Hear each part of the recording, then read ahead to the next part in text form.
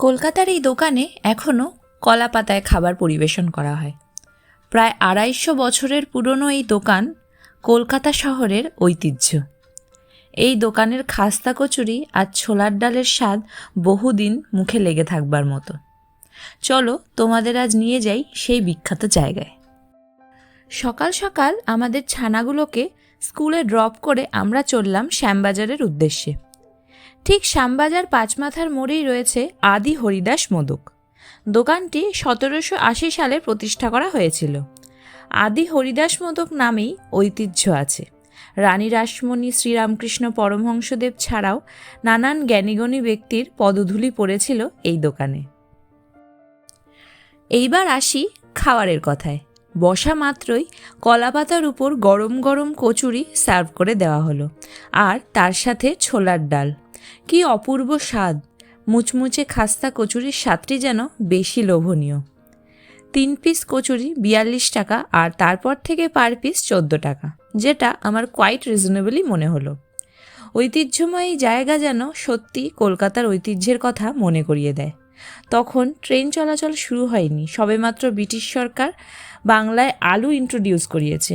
বাংলায় ঘোড়ায় টানা গাড়ি, গরুর গাড়ি দেখা যেত, আর কলকাতার জনসংখ্যা ছিল মাত্র ২ লক্ষ।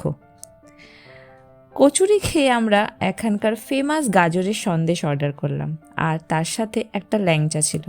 স্বাদ অবশ্যই দারুণ সুন্দর।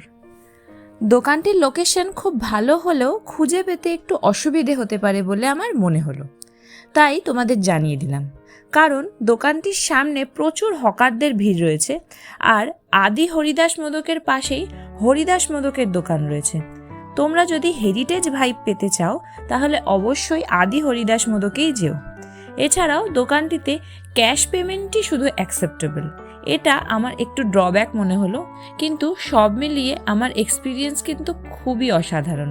কচুরির স্বাদে গন্ধে আমি একেবারে মুগ্ধ। আদি হরিদাস মোদকের পাশেই রয়েছে ন্যাশনাল ইকোনমিক রেস্টুরেন্ট। কলকাতায় একসময় মজলিসি আড্ডার চল ছিল, আর এই দোকানটি যেন সেই রকম আড্ডারই প্রতিচ্ছবি তুলে ধরে। শরদিন্দু বন্দ্যোপাধ্যায়ের লেখা উপন্যাসে উত্তর কলকাতায় সুকিয়া স্ট্রিট অঞ্চলে চায়ের আড্ডার উল্লেখ পাওয়া যায়। বলা যায় এই দোকানটিতে নাকি বহু সাহিত্যিক, স্বাধীনতা সংগ্রামী, শিল্পী, চিকিৎসকের আনাগোনা ছিল। চায়ের দোকান তো ছিলই, মূল উদ্দেশ্য ছিল আড্ডা। ন্যাশনাল ইকোনমিক রেস্টুরেন্টে শতবর্ষ পার করে কলকাতার বুকে আজও দণ্ডায়মান। খুবই সস্তায় এনারা আজও খাবার সার্ভ করে চলেছেন।